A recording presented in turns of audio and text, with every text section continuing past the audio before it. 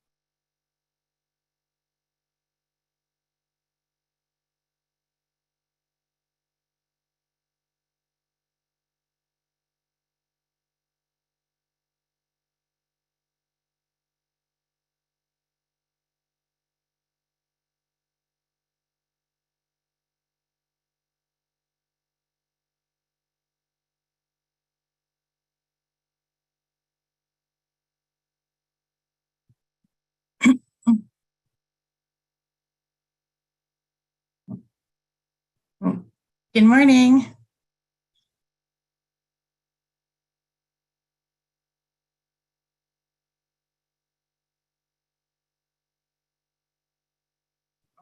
Good morning. Took a while to hit the right button. Oh my gosh, no problem. No problem. Thanks for joining us. You're welcome. I'm a bit early, but at least That's okay. connected. You're connected and you didn't have to drive anywhere. So, Yeah, I'm happy about that myself. yeah, especially today. Exactly. Exactly. Good morning, Jim. Good morning. Just bear with me while I get the screen Oh, yeah. set up, screen share going. Oh, yeah, take your time. There. Orleans County is represented. Yes, I saw the name. Jack, nice to virtually meet you. Saw from the registration, you're the county administrator? Yeah, yes, I am. Okay. Yeah, we've worked with John Papanetti a lot, but haven't had the opportunity to meet you yet. So I have to make a trip out there when the weather gets good again. Yeah. Um, Nice. I usually keep the video off, but it's nice to meet. Since we're meeting, it should have the video on. That's up to you during the session. It'll be off. It looks like we got the path going right through our county. Yes, you do. Lori, is it sharing? Yes. Yes. Okay. Well, I am going to have to figure out, oops, no. I got to I thought I would have to share it from my other screen, but now I can't look at the camera while looking at the presentation. So give me a moment. I got to move it to my other screen. Okay. Okay. Okay, get out of presentation. I know it's crazy. Back. All the little tiny details. It's like, oh yeah, that works. And then it's like, oh, but I want to look like I'm looking at the people. Okay, now this is weird. It's still Yeah, so Jack, I was telling John Papanetti that I said, you know how it's a big deal when people come to Orleans County for fishing? Yeah. And I said, this is like everyone in the whole, I don't know, across the world coming to catch the same fish on the same day. Oh, yes. The same location. So I had to make an analogy for him. Yeah, well, as soon as I saw the email, I sent this right to our tourism director. Yes. Because she needs to use this in her planning for 24. Absolutely. Yeah, Because it's I'm hoping it's not the first time she's heard of it, because I know Visit Rochester has been trying to do stuff, and we've reached out that there's a whole sector on a task force related to tourism. So, well, this is the first time she acknowledged to me she knew anything about okay. Well, that's why we're here. Oh, Jim, can you share your other screen? Yeah, this is getting well, it's weird because it's, even though I moved the PowerPoint to my screen with the camera, it's still trying to share or pop the presentation up on the second screen. All right. Okay, second screen, the only thing on it is the presentation. So let's try this one more time. There we go. Success. Perfect.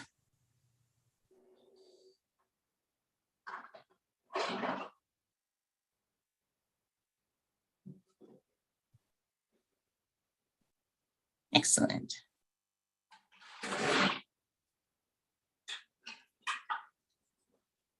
Yeah, so Jack, we were, one of the things I talk about is like, being able to watch the eclipse from like the Lakeshore Park, and just different opportunities. Like, wow, wouldn't that be great? Yeah. Oh, yes. If that's the view you want, there'd definitely be lots of opportunities. Yeah, a lot of choices here. That's one good thing I think for Orleans County is you probably won't have to deal with a lot of people coming in from the west because they'll probably not make it that far. They'll probably their destination will be, I would think, points west, or they will get stuck in traffic and just stay there. So you don't have to worry about many people from the west or the north. So that's Yeah. when you look at the map, right? They just have to be able to cross the border if they want to come. Well, Right. but the Eclipse will be on that side of the border too, so they don't have to deal with border crossings if they don't cross. So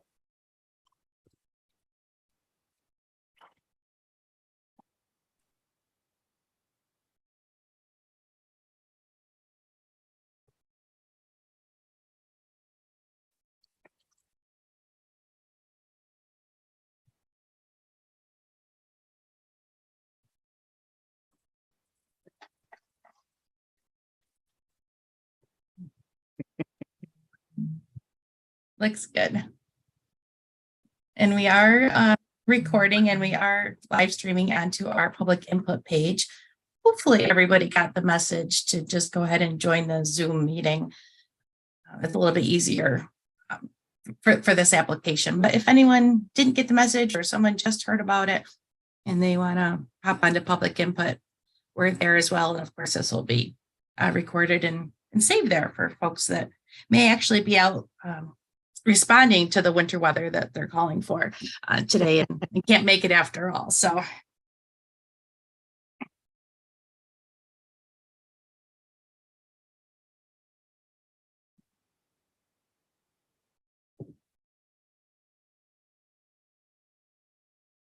see some folks are starting to fill in, and I recognize a familiar name in Chris Quinley. Good morning, Chris. How are you? Avon is here. Let's see, it looks like Wayne County Public Health. Good morning, guys. Welcome, Diane. Good morning. And Rochester General Hospital. I'll still call it RGH since that's where my daughter was born. It's hard to call it Rochester Regional.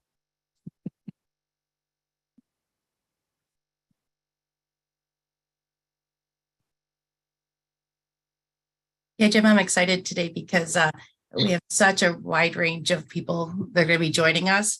So it's kind of nice to reach out and talk with our, counterparts in health and hospitals and just different. A lot of other sectors emergency, today. especially because we're not in an emergency today.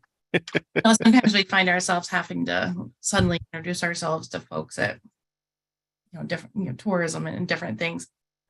So this is good. And our co-presenter, co-chair, Dan Schneiderman has joined. Good morning.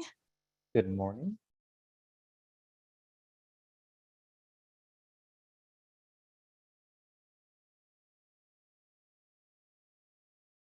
Yeah, that I can see you and hear you. Perfect.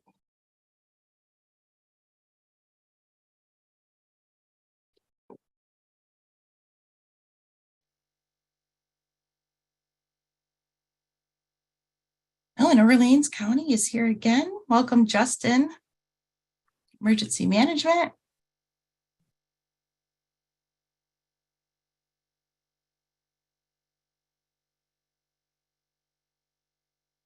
And I just saw that Dale Banker retired.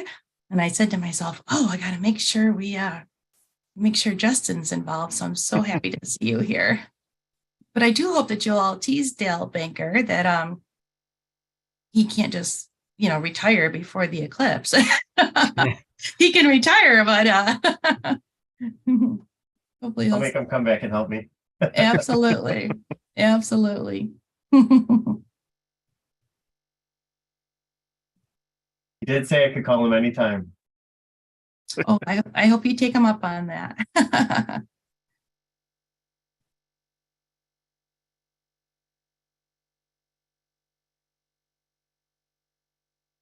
And I'm Lori Marfa. Walsh. I've just joined it by phone. Excellent. Good Can morning. you hear me? Yes, thank you.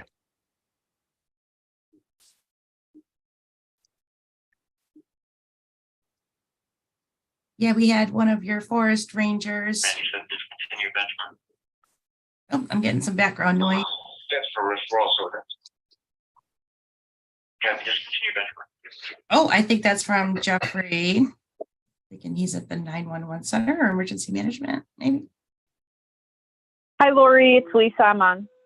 Hi, Lisa. Thanks for joining us again. I'm having trouble with my computer, so I'm on the phone right now until I can get it rebooted. Oh, okay. No problem. Take your time.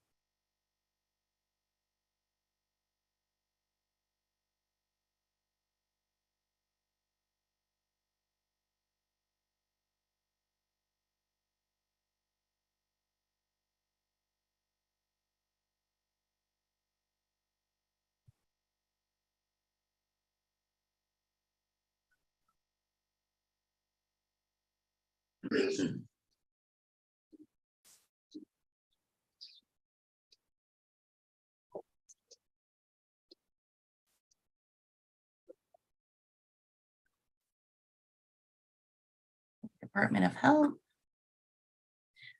So everybody, as you're joining and we're just waiting to get started here a few more minutes, feel free to drop your name and title in the chat box. I did get your information when you registered, but it's always good to let everybody else on the call know who else is joining us, because we do have such a great variety of representation today. And I would also ask that, given the size of the crowd we're going to have today, that muting your line will help tremendously. Thank you, Melissa Calhoun, for doing that.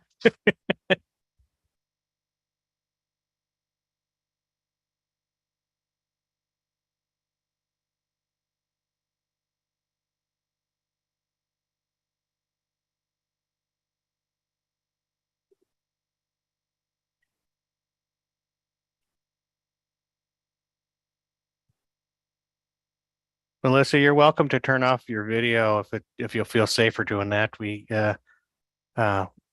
don't need to see your face to know you're on there. So thank you for joining us.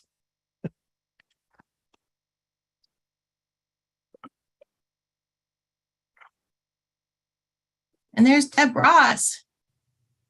Hi, Deb. I try to have as much energy as Deb Ross, and I fail miserably. Oh, stop. See? She even tells me to stop it. Good to see you, my friend.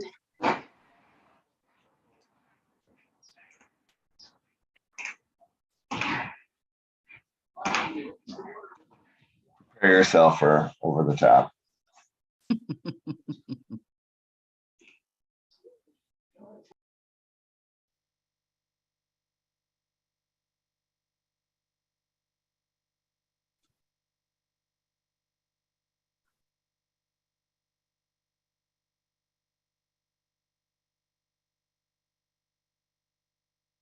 And again, it's just as a reminder, we are live streaming this video conference onto our publicinput.com page. And so no need to go there right now if you're on the Zoom, but if you are joining us from Public Input, welcome. Does look like I have about 6 people. Not sure if those are my coworkers testing for me, which I appreciate, or if those are real folks. So feel free to introduce yourself in the chat, and if you'd like to join us on the Zoom, you're most welcome to as well.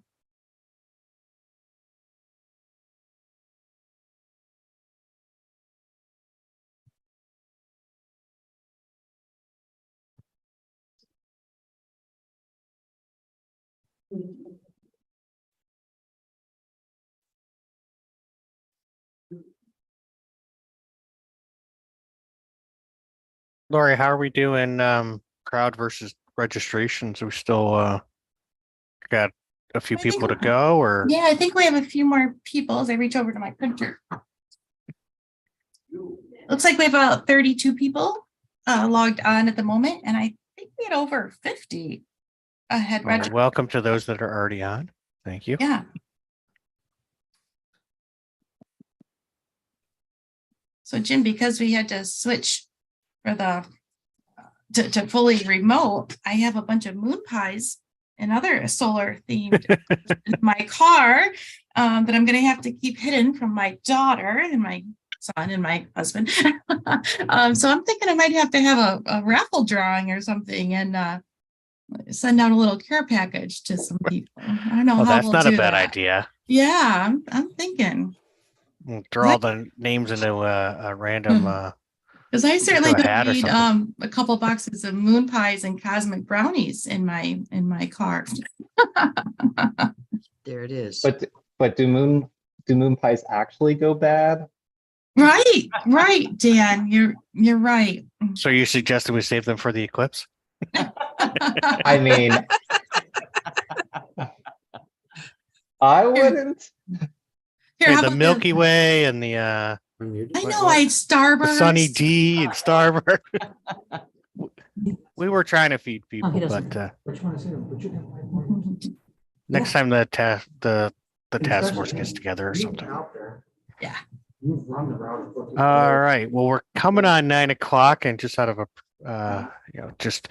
respecting everybody's time, Lori, are we still people checking in? Or are we We're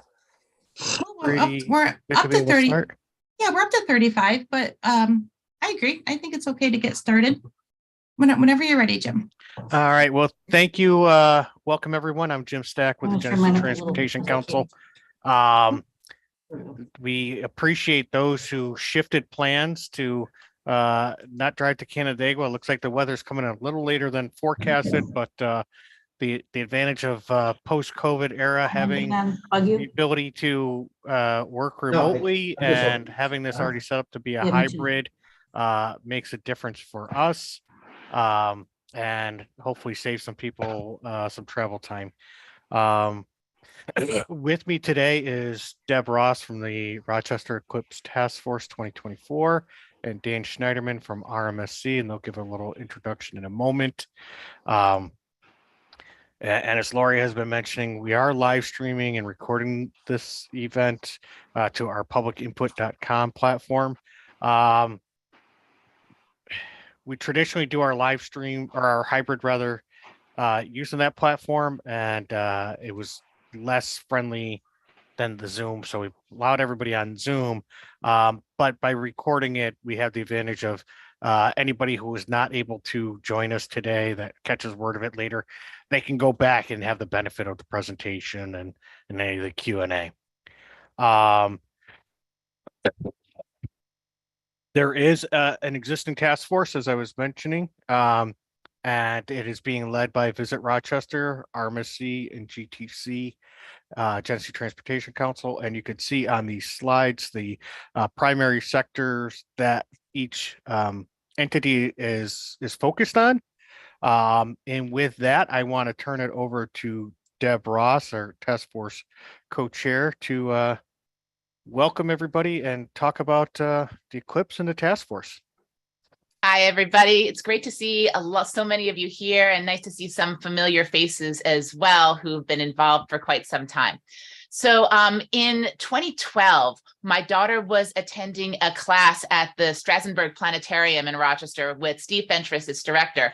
And she came home, she was 11 years old. She came home completely on fire and said, "Mom, in 5 years, I will be 16 years old. We're driving to Missouri in August." I said, "Okay, that's lovely, dear." But we went to experience the 2017 Great American Total Solar Eclipse. And of course, Rochester wasn't in that path, but Missouri was. And so we wanted to be in totality. And partly because we knew, of course, that on April 8th of 2024, there would be one here. So sort of preparing our community for that. I was involved with the Science Center for a long time, as well as Visit Rochester. So I kind of had my foot in many of those sectors already. But I was an eclipse skeptic. Ella and I drove to Missouri, south of St. Louis, and we actually went to a side street. We went to a village called Kimswick, but they were holding a big celebration in the middle. Ella wanted to be just the two of us. So we parked on a side street by a railroad trestle, I still walked in just a skeptic. We had our glasses on. In fact, in Kimswick, they sent teenagers around the town on bicycles to make sure that every single resident had their solar filters so that they could experience the eclipse safely. We watched for the hour and a half as the moon marched across the face of the sun. It wasn't until 99% though that really the quality of the light changed. It got very silvery and kind of glittery. Birds flew home to their nests. Crickets started chirping.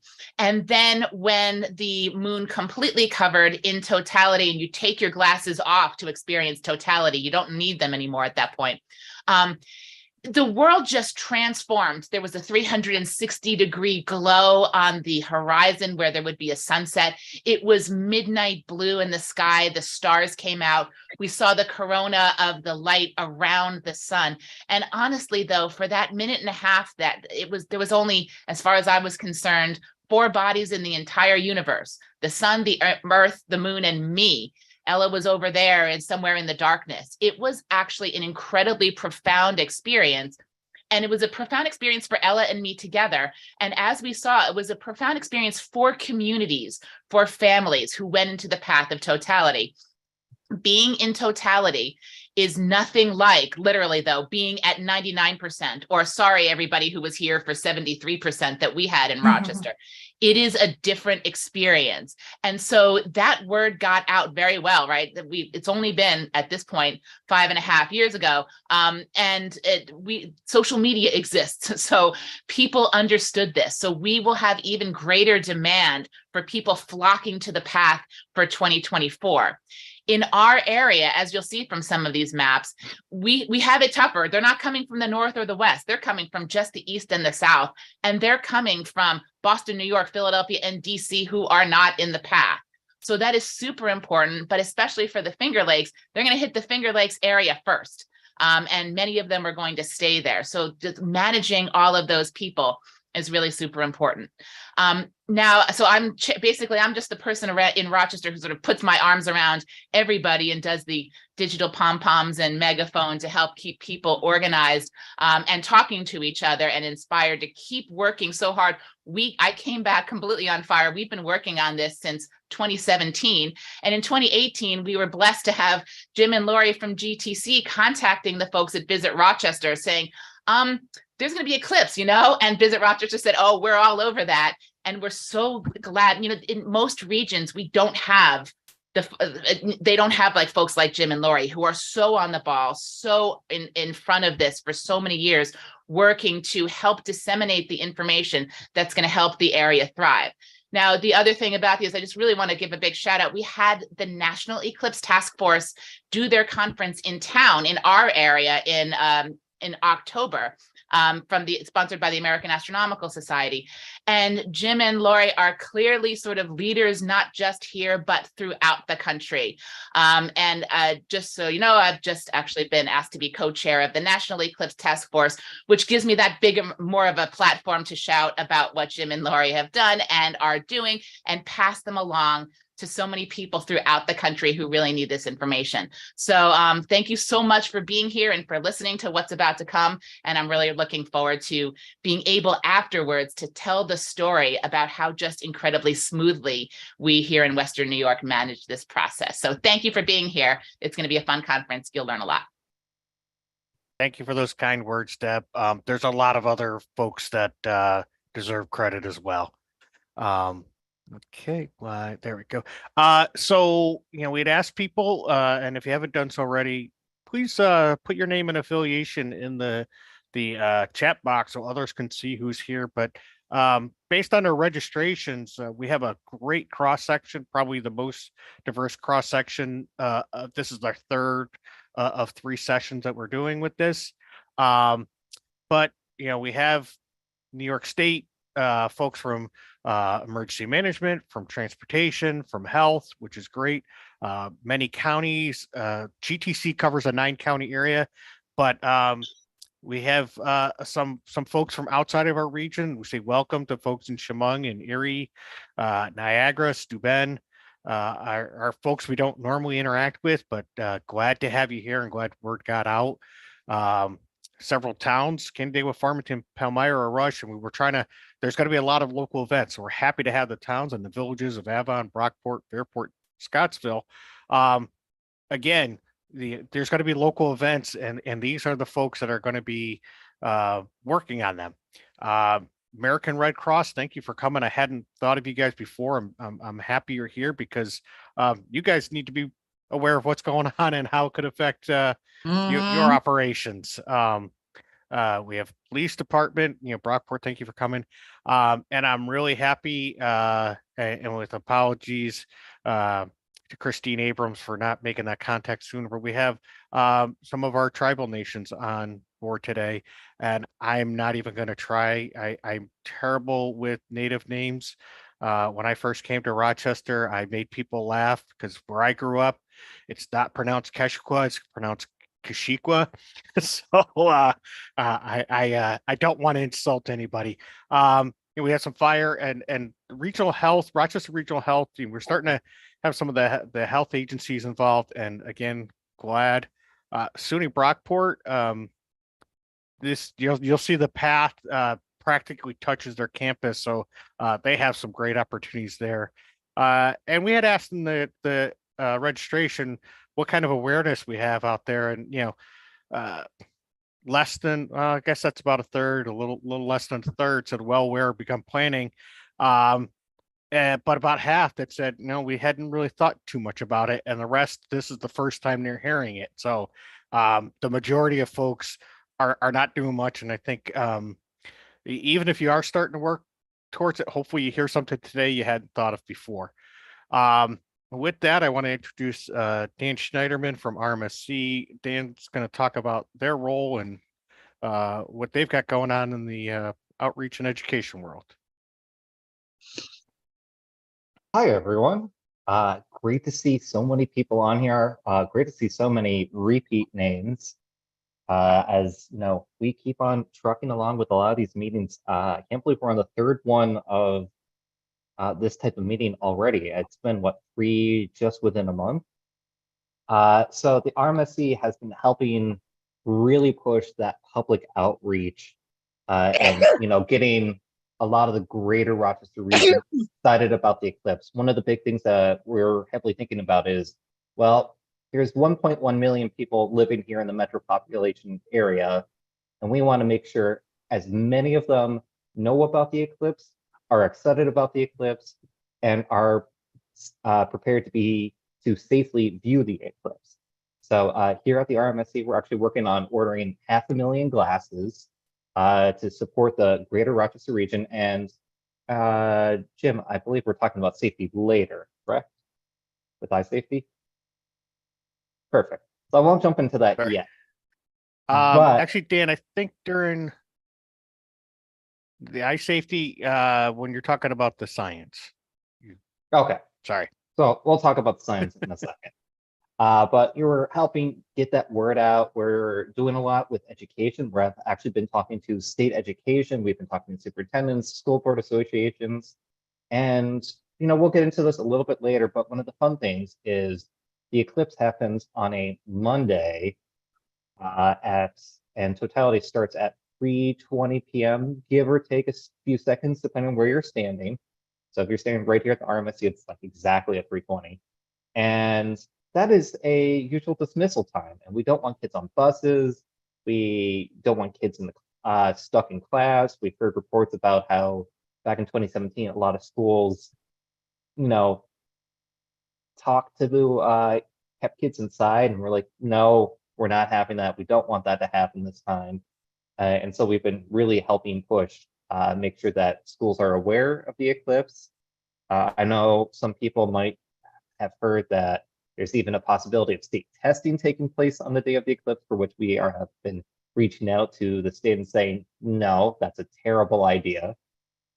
But otherwise, we're also helping people prepare to run their own events. We'll be running our own festival here at the museum. We've been working on a website, rochestereclipse2024.org, for people to post, for people to just go to for their own, to get information about the eclipse, to get maps, to get resources to find activities that they can do themselves. And we are currently building out a system where people can submit their own events, either viewing events, events for the weekend leading up into the eclipse, events in the months leading up into the eclipse. But we're trying to create this like one-stop shop for anyone in the public to go to and say, okay, hey, I want to find this event. I'm looking for this type of thing in this area. Where should I go? And we're building all of that out. We're also working on doing a lot of outreach to festivals. We're launching a ambassador program soon, and we have a few more tricks up our sleeves that we cannot wait to unveil, hopefully early in the new year. But we're going out into the community, we're helping out, we're getting people activated, and we're also working with the National Task Force heavily through the museum and public communities. Oh, and we've been helping out with some of the art as well, such as the poster that you see on the left, designed by Tyler Nordgren, who is an Ithaca resident. So very basics about the eclipse. Well, first of all, April 8th, 2024, 480 days from today. We have been counting down. I remember counting down at about 1500 and doing a social media post on January 1st, 2020 to say, hey, we're in the decade of the total solar eclipse. That number is now a lot smaller. Very basics of the eclipse. All you really need to know is moon passes in front of the sun and creates a giant shadow that crosses over the earth. Totality, well, the eclipse isn't just totality. I will say there's a lot to experience in that time, as Deb started to tell her personal experience at the start. The eclipse starts around 2:07 p.m. If you're right here at the RMSC, totality starts at 3:20 through 3:23. It's about 3 minutes and 38 seconds. If you go out to SUNY Brockport, you gain an extra 2 to 4 seconds. And if you're out in Buffalo, you gain about another like 6 to 8 seconds. It's all very dependent on where you're standing.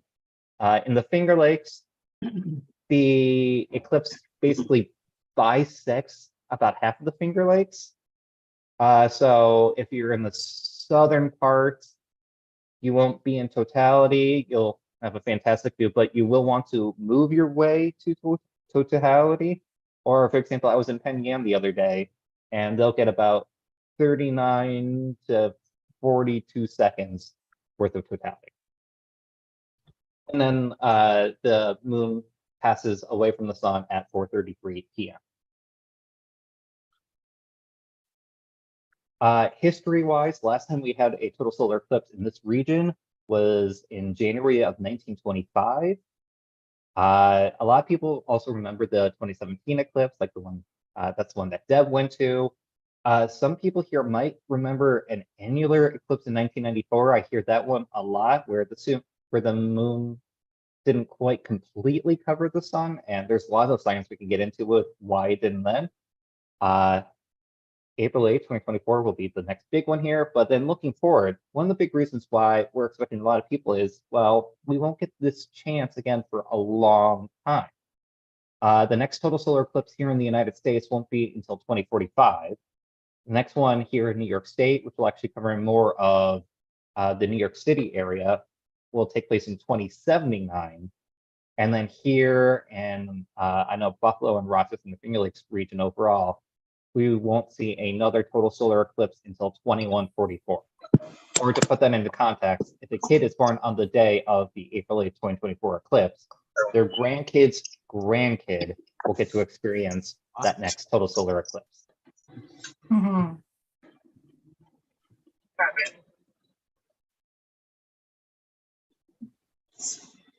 Take the mute off.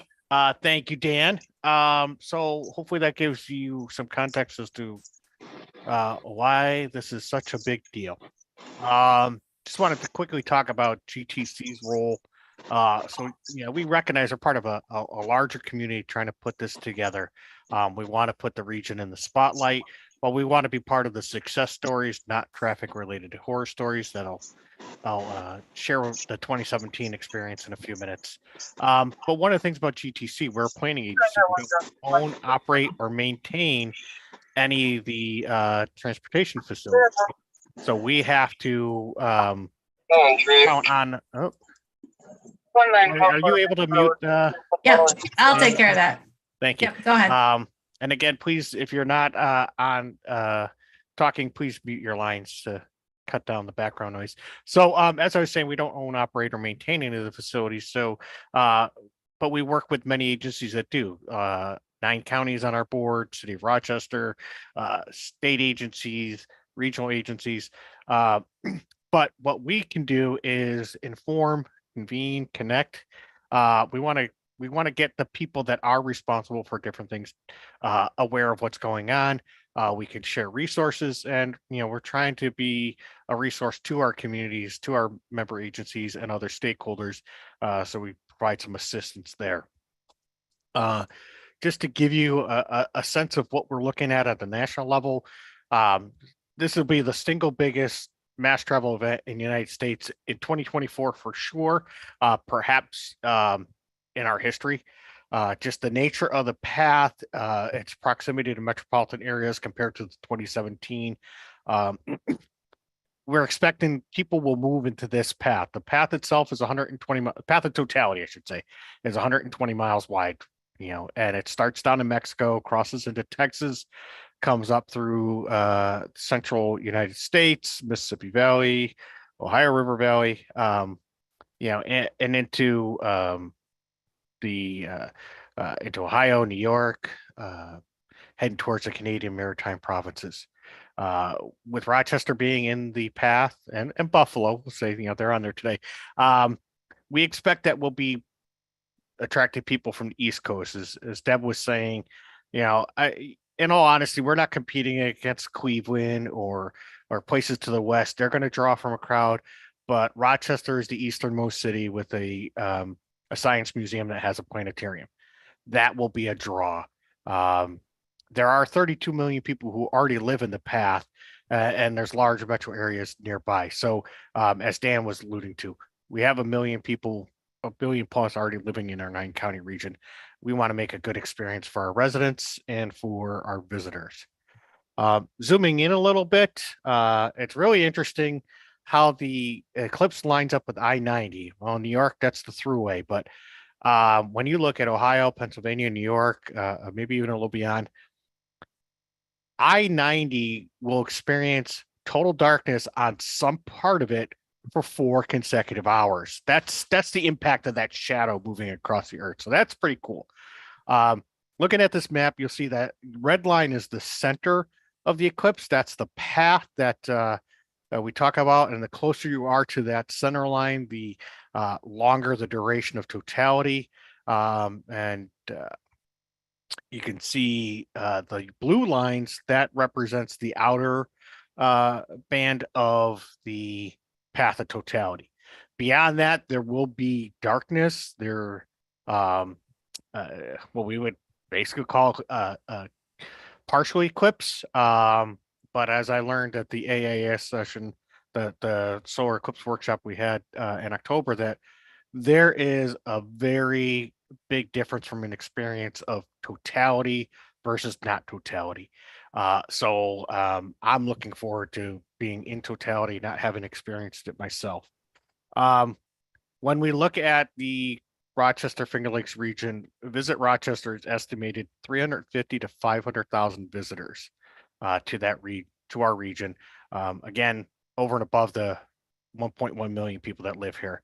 But for their purposes, New York State Office of Emergency Management is already looking at Western New York seeing 1 million visitors. So this is significant. There's significant opportunities for our small businesses, for our tourism, for our hospitality industry, our restaurants. But there's also it presents challenges as well. So we want to be prepared and give information. Bear with me a minute. My computer wants to update the printer driver. Great. Shoot. Apologies. Windows updates at the wrong time. No, I do not want to make changes. Sorry about that. Anyway, so Deb was alluding to this a little bit.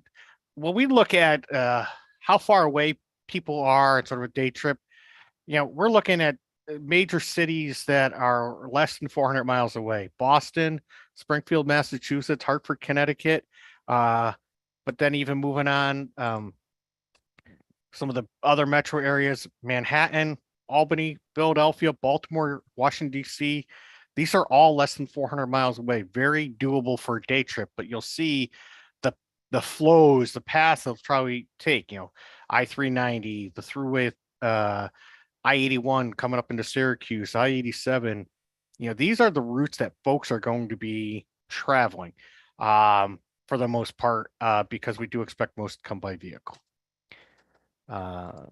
So back in 2017, what we've learned is that there's a lot of congestion associated with the event, and there was observations about rural interstate routes. Now, the path last time had a lot more rural areas in it, but there was congestion for 13 hours after the eclipse. And we do expect, once again, that almost all the viewers will travel by motor vehicle. So that is going to create challenges. And then folks afterward,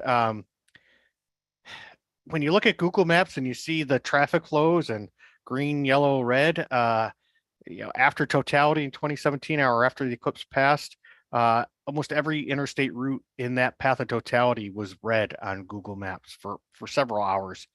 But even beyond the expressways or the interstates was the rural roads, the Route 63s, the 5 and 20s, the Route 104. You have these roads that are still state routes, and even some of the major county roads that people who are trying to get out of the traffic on the interstates are getting on these other roads.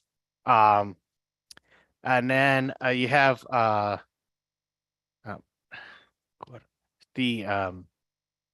sorry, my phone was ringing. Apologize. But so those roads were also getting significant congestion and slow speeds, long travel times, more of an local impact. So again, looking at what happened after 2017, we are expecting very large crowds coming from the east and the south. Those metro areas that are outside of the path of totality, even the southern tier and the southern Finger Lakes, people will want to move in to the path of totality. As Dan mentioned, it's on a Monday, so we expect people to be coming in over the weekend. 1 to 4 days beforehand, people will be trickling in. But what we saw in 2017 was that once the event was done, people wanted to leave, and a lot of people, within 2 hours, most people were gone, and a majority of those people wanted to leave in the first 15 minutes right afterward. And that's going to be the biggest issue. If everybody leaves at the same time, there's just no way our transportation system can handle it. So one of the things we're hoping to do is get people to stay around with planned events that will keep people occupied.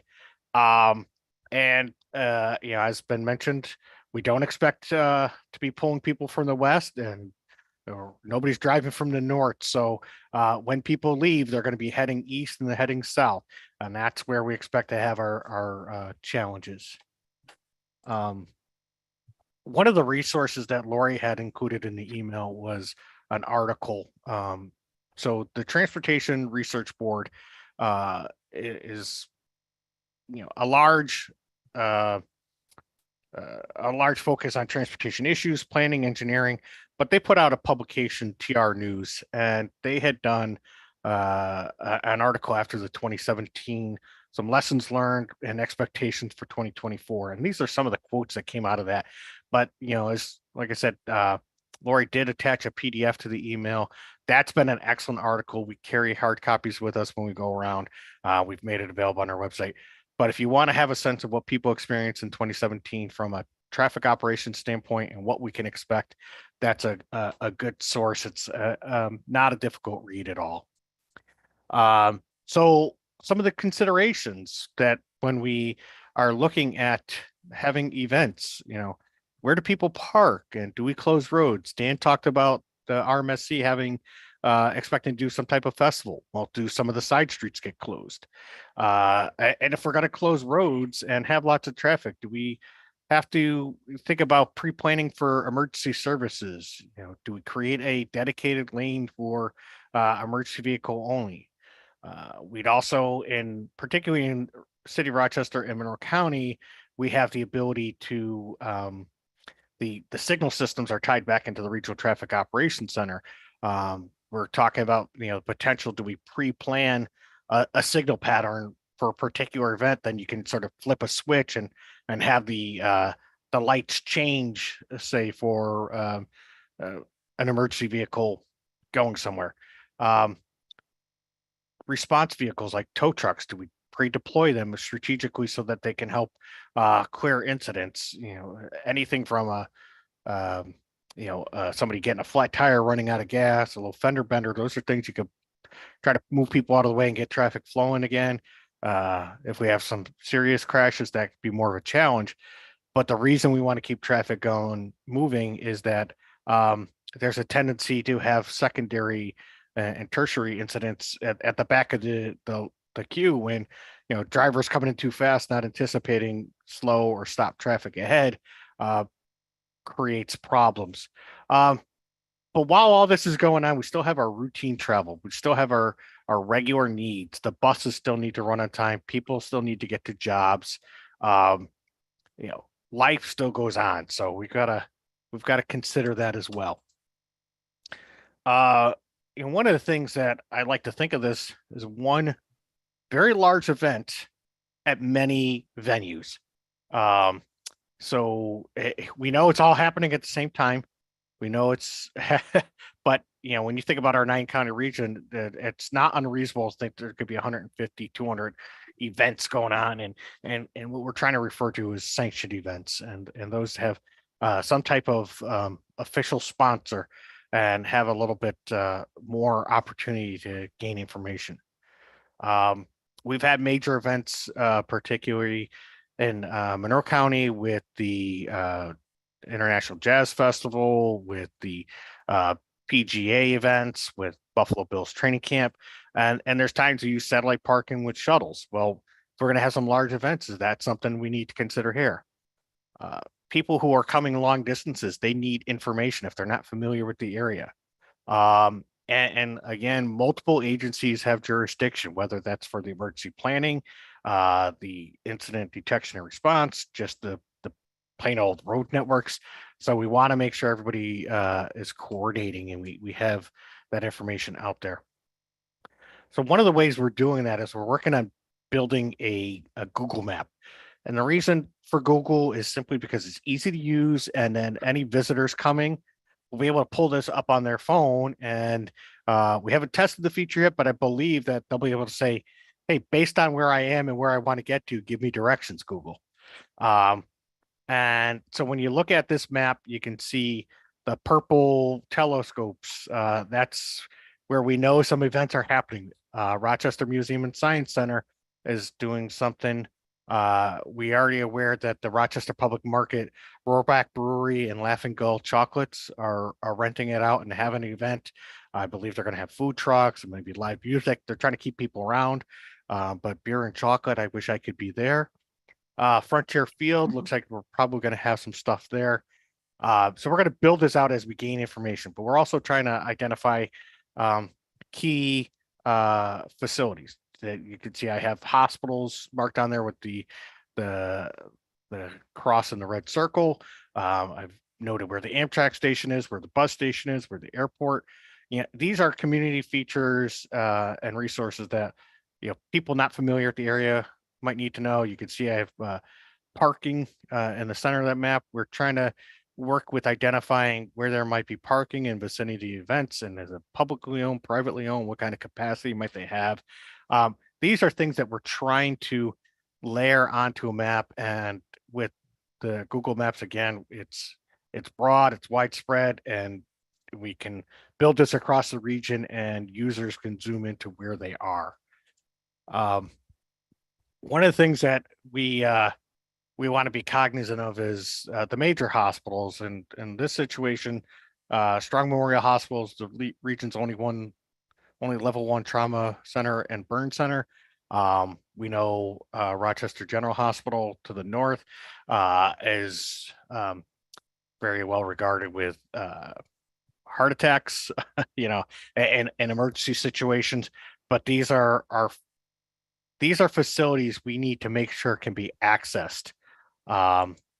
In Rochester, University of Rochester has a mobile stroke unit, which is essentially an ICU on wheels. But with stroke victims, time is brain, and we want to make sure that there's nothing that is holding up anybody in a critical situation. So back to that idea of the pre-planned signal patterns, or maybe dedicated lanes. And these are the kinds of things that we want to work towards, just identifying what it might be. But we also have some tools at our disposal. In the upper left, there's a picture of the Regional Traffic Operations Center and how they're monitoring our network. We have cameras that detect incidents, and one of the keys is you got to detect it, you got to verify it, and then you got to respond to it. We have the ability to get messaging out with portable message boards that could be placed strategically. But we also have on the expressways fixed message boards that are already up there. One message I can envision, because no matter how much you try to get the word out, somebody is going to be unaware of this. And I want something along the lines of, on the thruway, like, it's going to get dark at 3:20. Don't stop. Because drivers tend to do really strange things when something unexpected comes their way. Again, do we pre-deploy tow trucks? The highway emergency local patrols on expressways, they help motorists that are, flat tires, run out of fuel, little minor fender benders. Hopefully we'll be able to redeploy some assets from other parts of the state, but they have their daily routine as well. Emergency services need to get through, the traffic signals need to operate. Police, fire, ambulance are all critical to that. I talked a lot about some different public sector, but emergency management folks are at the table, and we appreciate all they do. And we want to encourage everybody to work with their local emergency management folks to plan for this event. Each county has an emergency management office. Local municipalities have emergency management offices depend upon their size. There are county emergency planning committees. They are a resource to the community, and it's critical that you work with them because they're the experts. Departments of transportation and highway departments are involved. County, state, local police forces are involved. Fire coordinators is going to be important. Think about a situation where many of our communities are served by volunteer firefighters. And what happens when they get a call? They usually have to leave their work, get to the fire station, get the equipment, and then respond to the call. Well, what happens if there's a lot of traffic? So do we try to create opportunities where the volunteer firefighters are waiting at the firehouse for needed situation? And is that practical? Can they get their time off from work? But these are the kinds of things we want to try to think about ahead of time. Same thing with ambulance services. There's many volunteer ambulance services are going to be in the same situation. But ambulance services need to be aware of what's happening. What do they expect for traffic, road closures, things like that. There is, for those that are not familiar with the emergency services sector, incident command system is a way of responding to incidents and doing it in such a way that is coordinated among agencies. Has a person that's designated to be in charge and helps smooth things out. And our emergency management folks and our public safety folks have training in this and will be critical. And I think there's even opportunity to use some of the concepts of incident command system to be prepared and not actually, hopefully not have to go into emergency mode. But again, the idea of multiple planned events at multiple locations and venues of different sizes and context. You can have any experience you want in New York State. If you want to be in a crowd at the Museum and Science Center, if you want to be at a ballpark, you want to be in solitude, think about Letchworth or any of the Lakeside Park, Letchworth Park. If you're into hiking, being on a high peak in the Adirondacks could be really special for some people. But again, in New York State, I think any kind of experience you want to have will be available to you. So that could be attractive to bringing people to our area.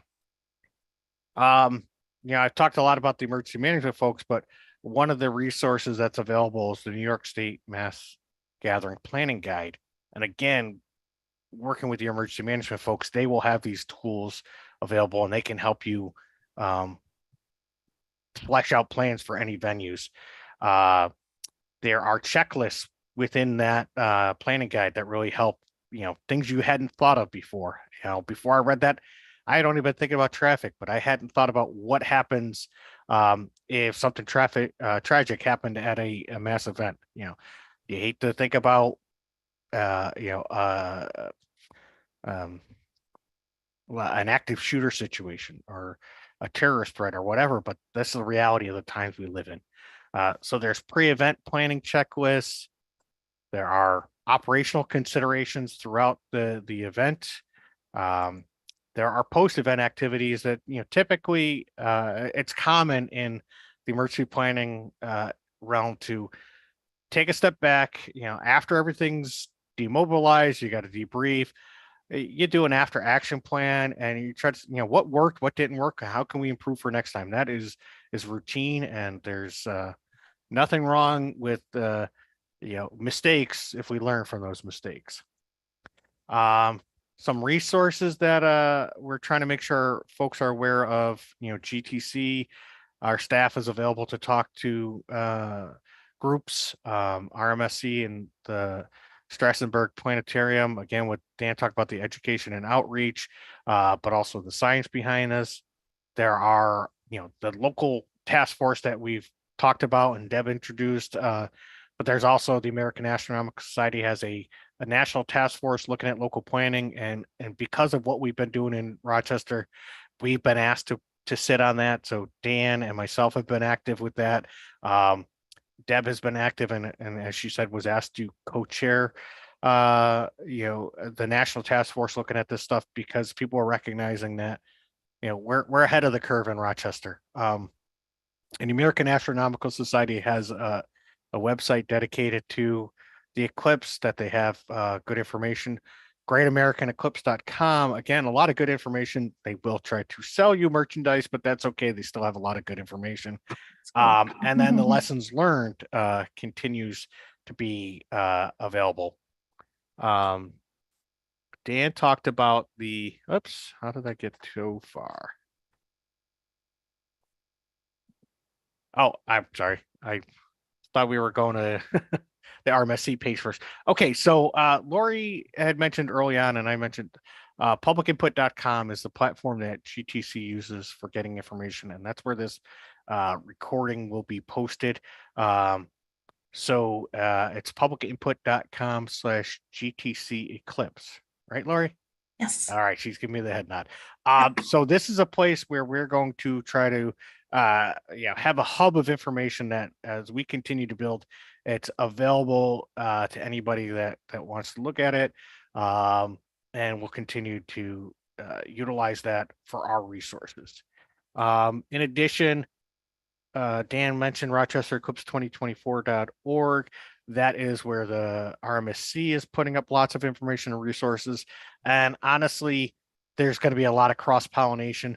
We're referring to each other's site. We're sharing resources. So somebody that's looking at both sites is going to see some repetition, but I'd rather them see it on two different sites than not see it at all by one site missing it. That's the public facing thing views. But for agency type folks, Deb Ross and her team built the Rochester Eclipse web dashboard. And what we are trying to create is a non-public site for agency type folks to share contacts, to share information. One of the really neat features that we talk about is as we talk to different people, people think of different things, they're inspired by different things. And the phrase somebody oughta, it's one of those things like, I thought of this, somebody ought to do this. I don't know who's responsible. You throw it in that dashboard, we try to find out who's responsible.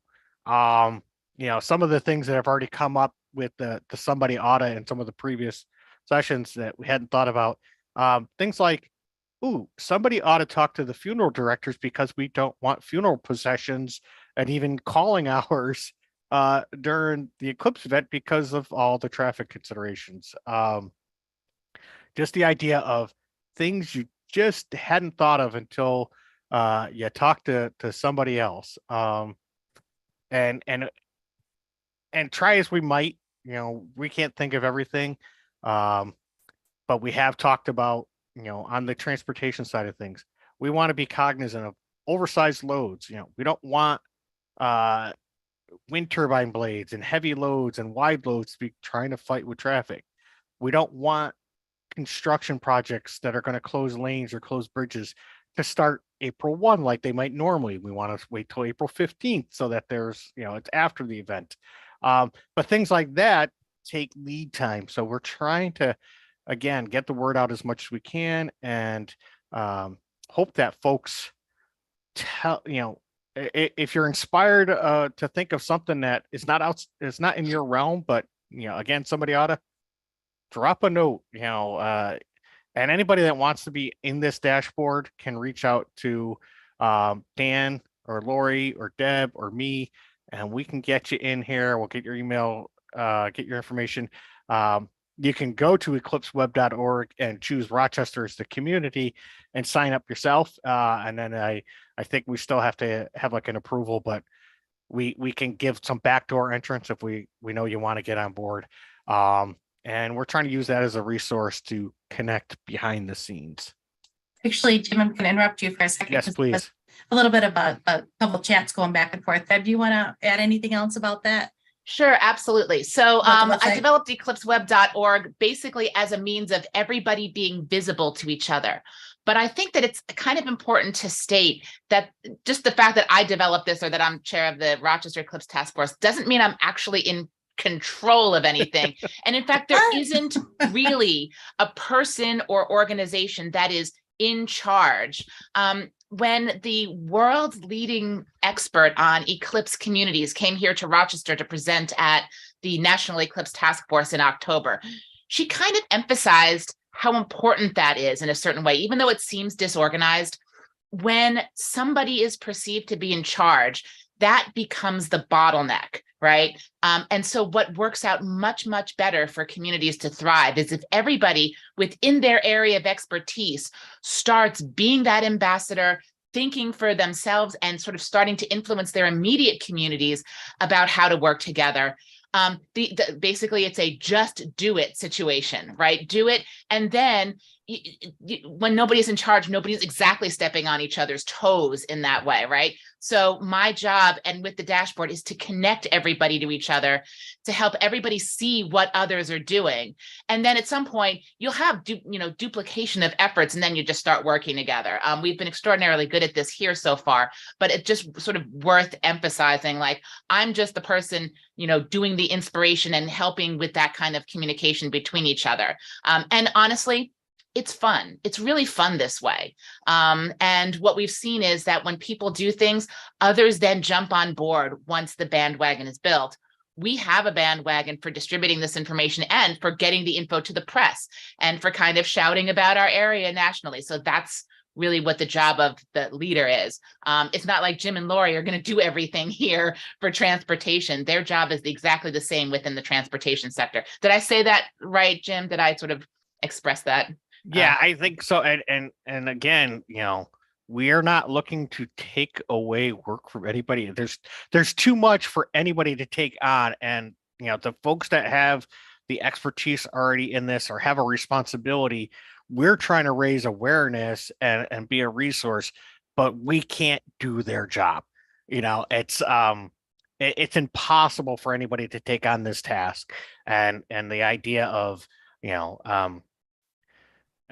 is it such a thing as structured anarchy of sorts where Yeah, no, I like that. it's I like a that. web, and that's exactly what it's dashboard. It's a web to connect people, but nobody is above anybody else. It's just sort of like, hey, I don't normally work with you, but we're going to intersect during this event. And one thing, if Dan said it, I missed it. Everybody under the sun is a stakeholder in this event. We're all affected. We're all, and given our roles in the community, we have responsibilities to our constituencies.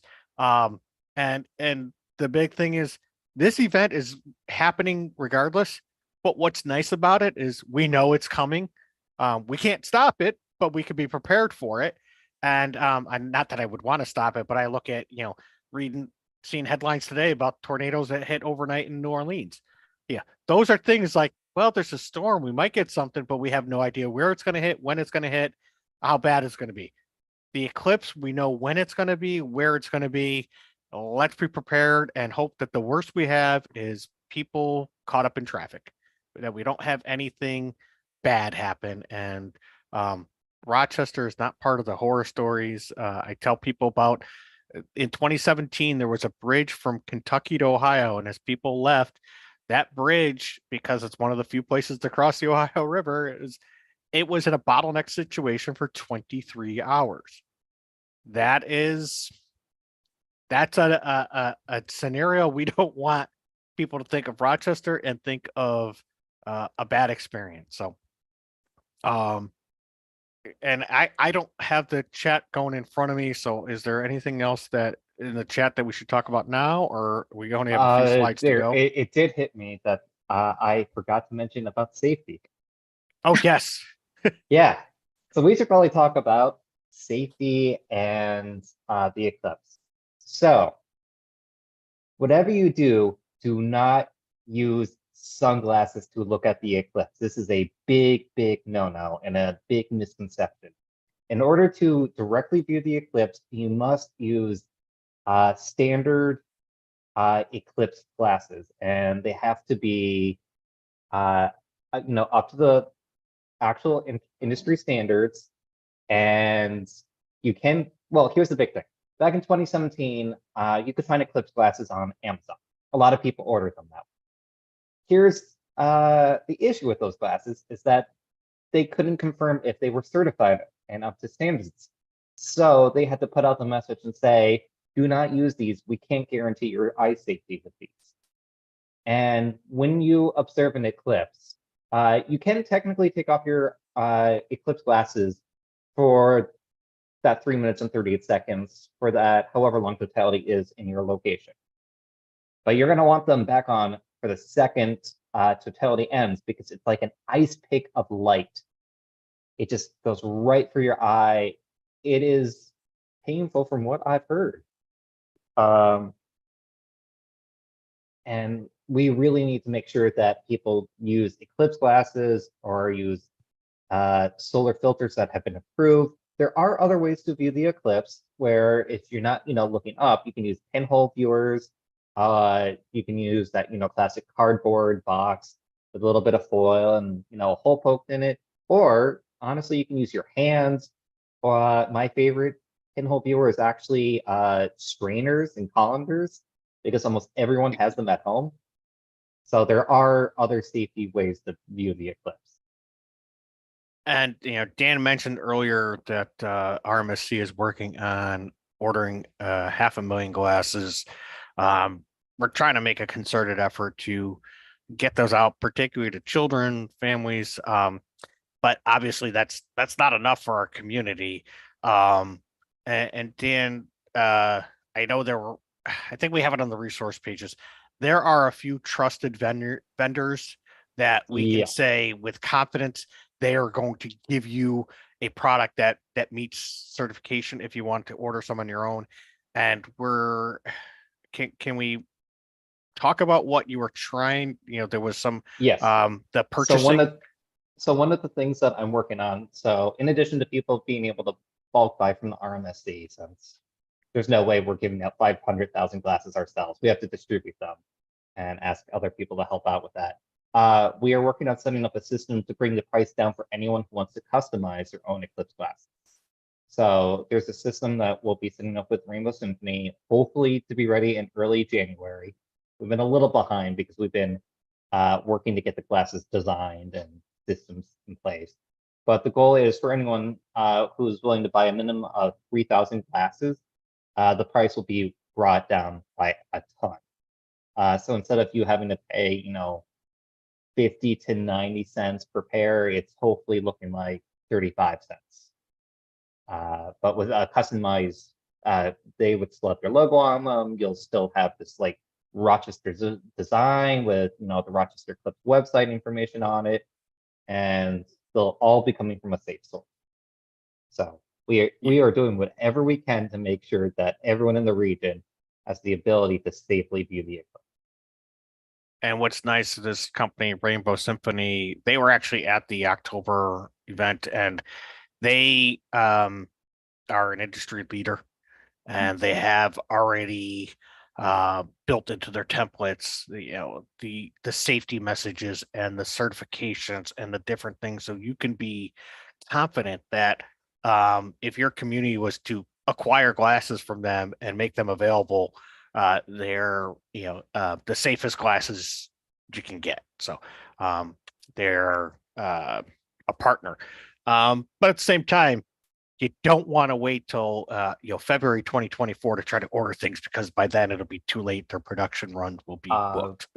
In fact, one of the things I don't think we have a slide on is there is a partial eclipse in October, October 14th. There's a big annular eclipse going across the U.S. We only get about 25% of it here in the greater Rochester region, but this means that people will be ordering heavily in the path. And for those who wanting to observe it here locally, they'll want to grab them then. So we will be hitting that ground running. And we're looking at every distribution method possible. I mean, we've been talking to everything from libraries to, in the spirit of the season, talking to different Santa Clauses to help give away Eclipse glasses and using Santas as Eclipse ambassadors. So every possible way to get the word out to distribute glasses, we are looking into. And then we're also looking at some products, like some different viewers that one of the things that Rainbow Symphony showcase was instead of trying to have like the 3D glasses looking thing, but just like a single panel that you can put in front of your face if somebody wears glasses, or for a child, and it's just hanging on a lanyard, and it's a lot easier to use than trying to get ill-fitting cardboard glasses over your face. So we're looking at various options as well. I did want to move forward. The American Astronomical Society has a lot of resources, as I was mentioning, including the recordings of the presentation from the October workshop, where we had Genesee Transportation, Monroe County DOT, New York State Department of Homeland and Emergency Security on panels. So Western New York was well represented. A lot of resources available through that webpage. Various, as I mentioned, Great American Eclipse has lots of good information, graphics and things. NASA is working towards stuff. Lessons learned in 2017. We have resources. Janet Ivy is an education science educator based out of Tennessee. I want to say Nashville. And she was a great resource. She came to us in 2019 and shared a lot of lessons learned from 2017. She was back in Rochester in October, and is a great friend to Rochester. And Dr. Kate Russo, who's a world-renowned expert, and Deb was alluding to, she's actually based in Australia, came to Rochester and was impressed by what we've got going on here. But again, their resources, and then different resources from across the country, state of Ohio, emergency management folks are doing a lot of stuff. State of New Hampshire has a lot of stuff going on. But we're trying to compile any resources we can and make them available. So you don't have to necessarily recreate the wheel. You don't have to figure it out yourself if somebody else has figured it out. But we also want to get into, now it's the part of the meeting where kind of turn it over to you, and what resources can our team provide you and your agency to help prepare for Eclipse? What's the best way to, a strategy for us to stay engaged with you? Some of the, what else, somebody oughta, but before I turn over to the crowd, I just want to turn over to our friends at New York State Emergency Management. Lisa or Tom, is there anything that you folks want to add from the emergency management perspective before we go to the general audience?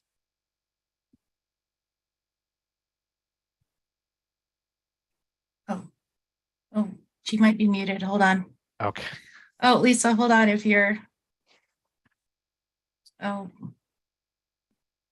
Oh gosh, I apologize. Oh, wait, there you are.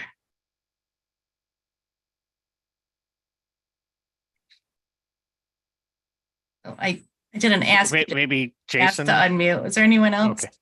Jason Thompson, maybe. I just want to make sure that we're not missing anything from the emergency management standpoint.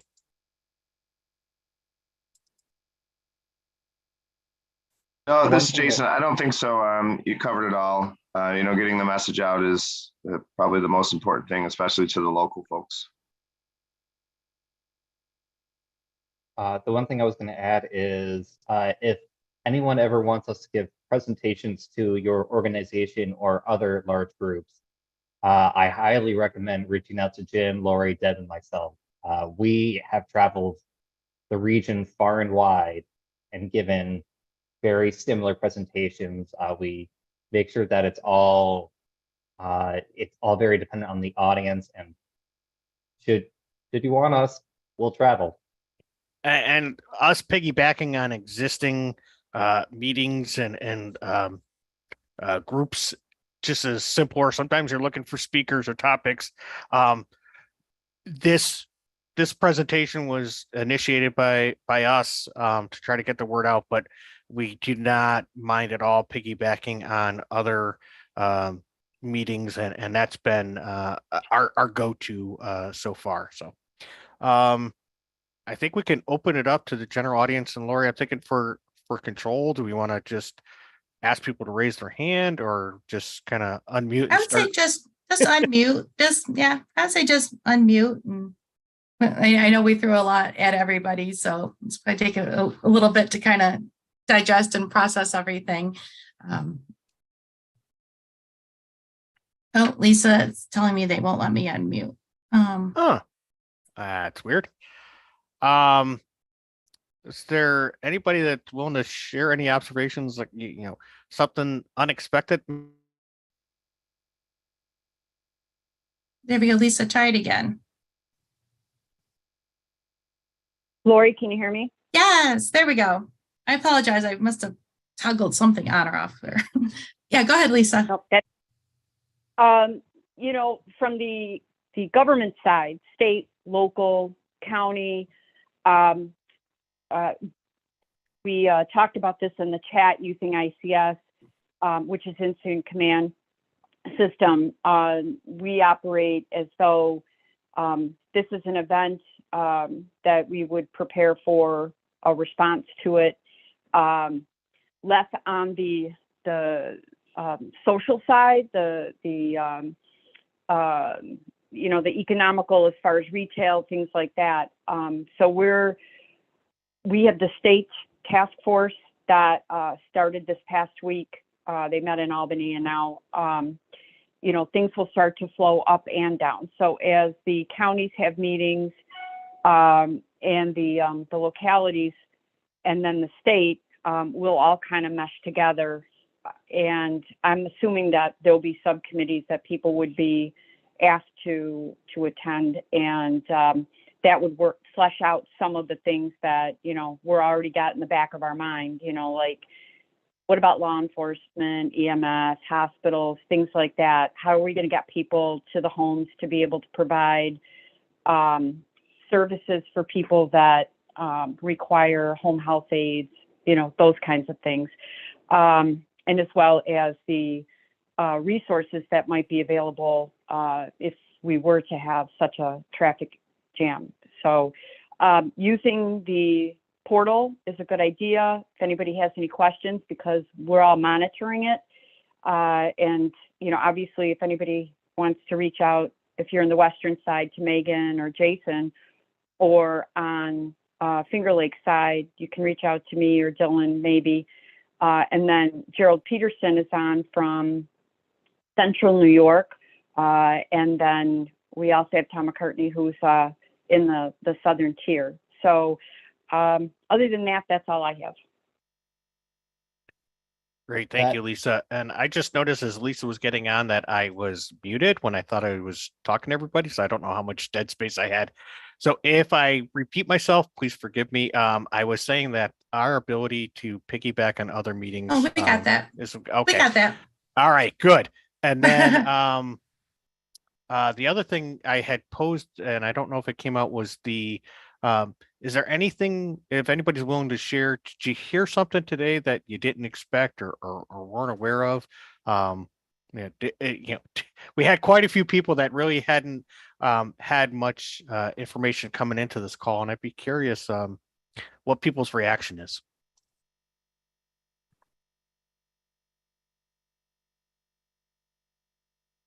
As people think about that, one thing we should point out is if anyone's in the Buffalo or Syracuse region, we would love to point you to their own Eclipse communities. Both Buffalo and Syracuse have been chatting internally. We here in Rochester are definitely not doing this entire region. Buffalo has this great group that's been going on a while. Syracuse has been starting up. Lots of good things going all across the state.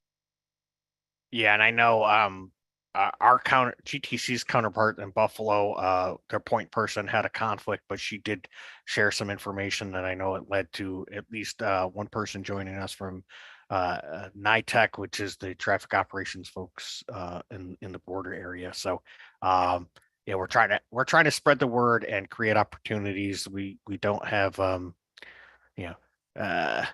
we're not parochial enough to say, we're not going to talk to you because this is going to affect everybody. And, people coming to Western New York is what we want, whether they're coming to, the far West, whether they're coming to Finger Lakes, whether they're coming to Central, come see what Western New York has to offer. And maybe you'll come back at another time. Some of the logistics that, as Lisa was talking that, thought about, and it sort of comes back to that somebody oughta and trying to get the word out. When you think about recognizing that there are going to be a lot of extra visitors and vehicles in the area, the idea of communicating out to the businesses in your community. If you have a gas station that normally gets their deliveries on Tuesday and this event's happened on Monday, their tanks might run dry if they haven't topped off their tanks ahead of time. Anybody that can avoid trips ahead of time, if you can get your prescriptions over the weekend instead of waiting till Monday, we have situations when we talk with the health sector, facilities not scheduling like elective surgeries that day, any routine things that can, where you're scheduling and you can avoid scheduling.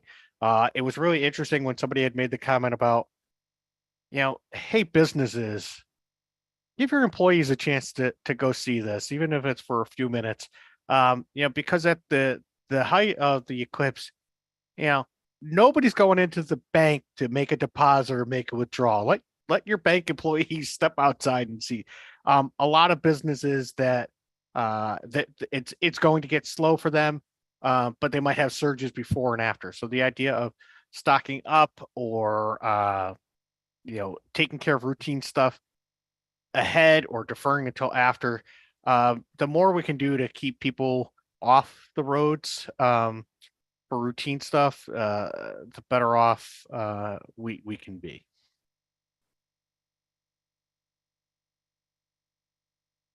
Well, if we're not hearing from folks, we can give a fair bit of time back to people's day, but I don't want to cut anybody Oh. off if we're seeing anything in the chat or if somebody wants Dan, to. Dan, do you want to, you've been kind of answering a lot of these. This has been your area. Do you want to just kind of summarize some of the things for people that are listening on the phone and maybe can't see the chat? Yes. So in the chat, I have put down the resources for the Buffalo Eclipse group and for the Syracuse Eclipse group. I also know some of the folks in the Adirondacks and Watertown, for which I know Watertown has gone with Total Eclipse of the Heart as their main event, and then Yeah. one out of their city council. I'm gonna go through the chat to see what else has been Yeah. discussed. And of course, one of the biggest questions that we've been asked a couple times is, oh, there's all this work to do, and we're not giving you any more staff. We're not getting any more staff. We don't really have a funding stream for this. But I know a lot of people have, been inquiring that, rightfully so, of course.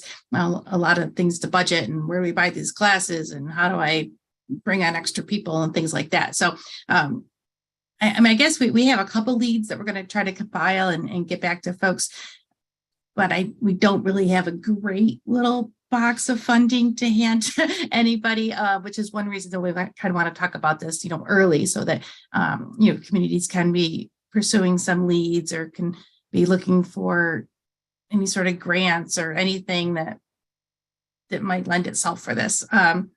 Jim or Dan, did you want to add on to that? Because I know that's obviously a huge question, especially for people in the government, local government section. Yeah, I think you covered it pretty well. I mean, GTC, we don't have funds that are eligible for giving to local communities to do stuff. And again, that's why we're trying to get the word out. There are going to be, particularly when you're interfacing with your residents and the visitors, certain responsibilities that government agencies have, regardless. So by us trying to raise awareness early, we're hoping you can be prepared and that your 2024 budgets can, maybe you have to prioritize something over another. You're not necessarily getting more resources, but maybe you shift the timing of some stuff. One of the challenges is coming early in April and early, springtime. A lot of places, but seasonal employees are not ramped up yet. Do you have the ability to bring in your seasonal employees a little sooner? Some of the things we've talked about, hopefully state parks, and I'm not sure how many county parks this would apply to, but where camping is allowed, the idea of opening up, preparing tent sites and RV sites for folks to come in. Typically, that would be much closer to Memorial Day. I don't think we want to try to get cabins open because they're typically winterized and take a lot more effort, and it's not unheard of to, even after April 8th, to be a little chilly. So, but somebody that's willing to pitch a tent or bring an RV, if you can create a place for them. The other thing that we've talked about a few times in some sessions, being springtime, depending on where people go, it could be muddy, and you want to, if you're going to have a place where your people are going to be gathering in a field or something, you want to make sure you're picking fields that tend to be dry, and depending on what kind of winter and spring we have, that you might even say, like, all right, well, we got a parking area and we're going to rope people, and you're going to use some type of rope or barrier to guide people, say, to a path where you lay down mulch or something like that to get them to the dry area. Yeah, things like that, thinking about what venue do you want to sanction and bring people to. For example, we've heard Village of Hilton wants to do something for the community, probably do it at the high school and on the football field, or so there's going to be a lot of community-based events. And what can you anticipate from the conditions on the ground that you want to prepare for? Again, knowing that whatever you spend on Eclipse preparation is less money you have to do other things you're responsible for again. So the idea of the prioritization, hopefully getting word out, far enough in advance that these are things that can be thought about. I have no idea if there's going to be any kind of funding opportunities through the state, but perhaps some of the consolidated funding application that comes around in I think it's May or June, and maybe under some of the tourism type stuff, there might be some opportunities. But the idea of identifying places, if a community wants to do something and talk about a sanctioned event, a sanctioned venue, the earlier you can identify what you might want to do and what you might have capacity for, or what your expectations are for crowds that, will help you pick your venue, then you could start planning around how do we make the best experience possible at that venue. Of things to think about venue wise, even that, will tie into this group is, as it was mentioned, the emergency routes, facilities, bathrooms has been a big question about. A number of bathrooms may not be turned on. Outdoor bathrooms might not be turned on or made available usually around that time of year. Think about your automatic lights. This is one issue that's kind of popped up of a lot of us have outdoor lights that automatically turn on, and a number of them are self-contained systems. So the question is there any way you can turn them off for, that little bit of time around the eclipse? Or how far away can you put the viewing locations away from that? Because the darker it is, the better the experience, or at least that's what I would say. So there's a lot of those little tips and tricks, which we will have a lot of that on the Rochester Eclipse 2024 .org website later this month. It is high up on my priority. Just reading from the chat, since I want to make sure people on the phone hear some of these questions. Someone was asking about glasses, if we will now make the announcement, for which the answer is yes. You will hear it very loud and clear, and we will allow municipalities to order glasses in bulk from us. We've already had a couple people asking if they could buy like 20,000 glasses. We are all for that. We also got a question. Has there been a priority list created where visitors are most likely to view the eclipse? General is okay, parks, school grounds as examples. We're working on a general list. Part of the website, part of one of the features we're adding to the website is an area for you to submit events. We would imagine that just about every park will be used, or a lot of the larger parks will be used as viewing locations. You can almost guarantee that every university will be used as a viewing location. The question is if it's open to the public or more for their internal university community. So we have been able to figure out some of these locations. We've heard of people already planning other events, such as it was mentioned, the public market event, the event that we'll be doing here at the RMSC. And I would almost assume that there's going to be an event at the Memorial Art Gallery, which is in between us, so adding even more traffic to the region. So we're starting to map that out. Yeah, and I would hope that if we have several towns and villages and counties on, if your agency is looking to sponsor event or sanction, I should say, you don't have to actually sponsor, but the idea that you have areas that are designated that somebody's, maybe it's a community group wants to do something. Maybe it's your Kiwanis and your Lions and your Rotary Club, everybody gets together, whatever it might be. But your town or village parks and recs folks, county parks and rec, anybody that's going to sanction something, we want to try to get those venues identified early so we can encourage people to go there and not go to a pop-up impromptu place that's not best prepared for them. So the idea of where are people going to go? We don't know where they're going to go, but we're hoping we can steer them where we want them to go with sanctioned events. And we are heavily recommending to stay local. Yeah. Have events in your neighborhood, at your nearby school, at your nearby community center. The more spread out, the better. Yeah, That was and recognize that if you've got friends or relatives outside of the path of totality, they might be asking if they can stay with you. We are expecting hotels, Airbnb, and the like to get a lot of activity.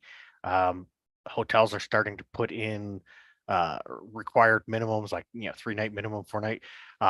Places are putting together packages, already thinking about, hey, do you do a restaurant and a hotel get together and have a package, and um, interesting to see about the various implications. I did hear after a meeting, was it last week? I was surprised to hear Wayne County does not have a hotel occupancy tax on their books. They're working towards that and really hoping to have that up front.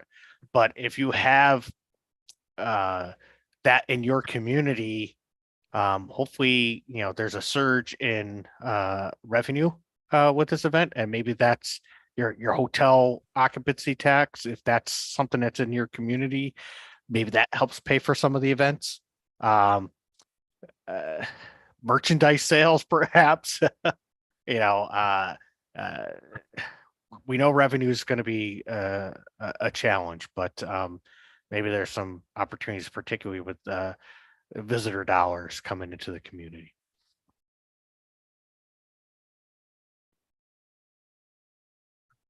Any other activity going on, Lori? I think we already talked about it, but there was some discussion about conversations with the school districts, and I think we touched on that.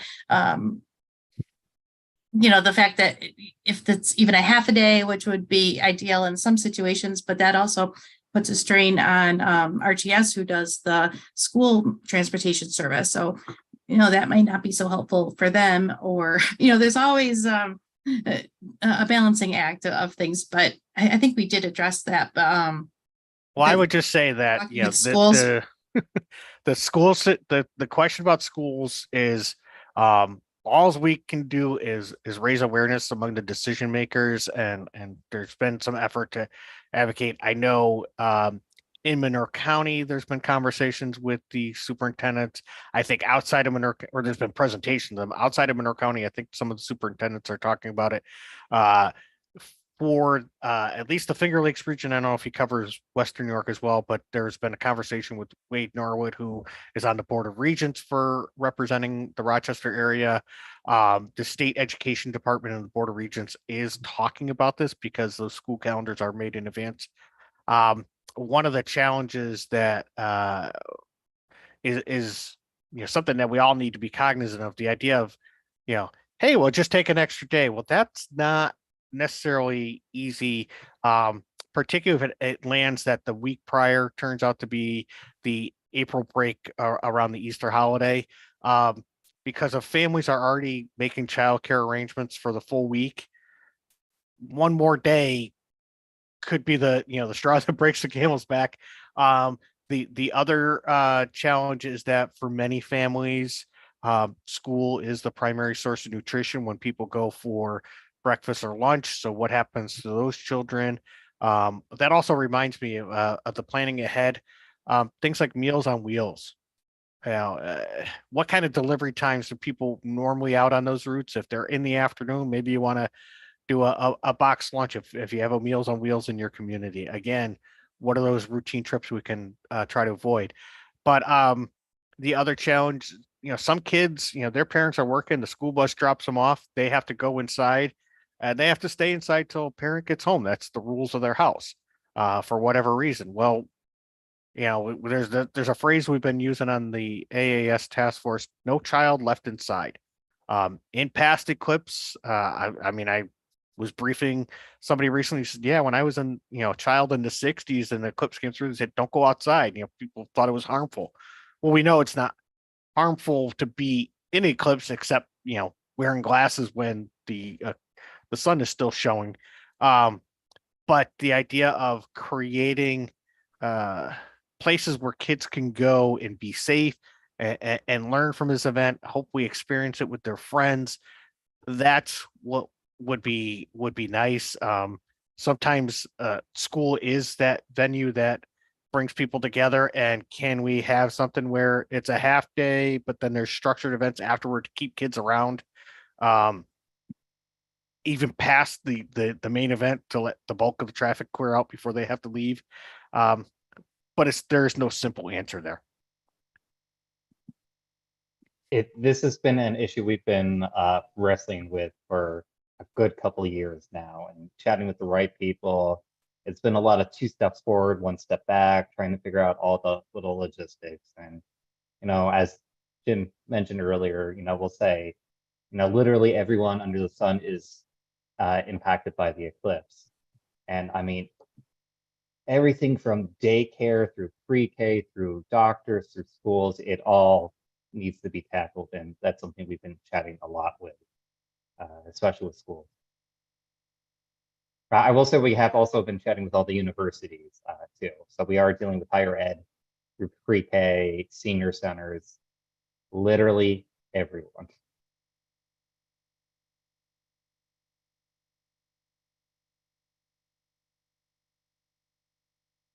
Anything else coming across the chat, Lori? No, I think that pretty much covers it. George out in Wayne County Emergency Management, they've already done a presentation with their county school superintendents. So again, when different people hear about it from different angles, they can make the decision that's best for their community.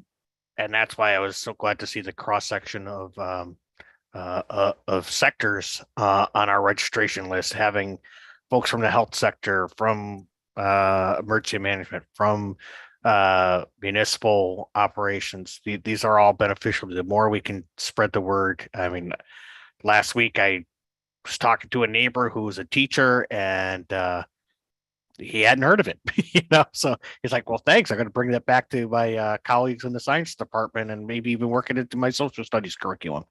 But these are things that trying to raise awareness. And I have left up the slide with contact information for Dan and Deb and Lori and myself. Feel free to email us. We might not have the answer, but we might be able to put you in contact with somebody that's better able to answer. We're going to continue to be available to talk to you folks and your colleagues that need to hear about this as well. We want to just spread the word wide and as I said, try to make the best experience we can for our residents and our visitors. With that, I don't think we have any other comments coming in. I just want to say thank you for all that attended, and please help spread the word.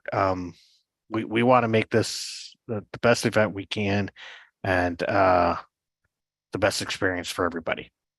Thank you all for joining us, and hopefully this is not the last you hear about the eclipse. Right. I've approved everybody who has signed up for the dashboard so far. And you should have gotten a note from me. If you haven't, find me, but you should be approved for everybody who's applied. And tell your colleagues about the dashboard. If they're on the sort of the agency side of things. Again, it's not intended for the general public, but people who have a role and a responsibility, we want to be able to help connect them with the resources and not have to figure it all out themselves, not have to recreate the wheel. Again, that's somebody and just getting you connected with. There are so many people out there that are better positioned than us to deal with various aspects of this, and we want to just get the connections. Again, that dashboard is a web. And that will get you on the email list, so you'll get all the notices. Our next meeting is a Zoom meeting. It is January 11th at 4 p.m. So get on that dashboard, and Jim and Lori will have that information as well. But just useful to have that direct access. Yeah, and again, so Deb, that meeting won't be just about transportation. That will really be an overall thing to talk about the other sectors, and the beauty that we get to find out what the folks in tourism are thinking, because we in the transportation government world, we don't always get to know that sort of thing until kind of at the last minute. So just being able to log on and hear what some of the other folks are listening or are thinking about and pursuing can really help inform, decisions that we in the transportation world are making. So I encourage people to take advantage of that knowledge. And as we gain awareness of what some of the other sectors are doing, we can react from a transportation side of things as well. Yeah. Well, thank you, everyone. Keep you about a half hour back in your day, and I hope everybody stays safe from this weather event we got coming up, and has a nice weekend and a nice holiday season. Great. Thank you. Bye-bye. Thanks, everyone. Thank you. I say someone in Chicago says, I want you to look at this storm that's coming up in the next. Oh, I don't think that was Eclipse related. Okay. I was starting to wonder.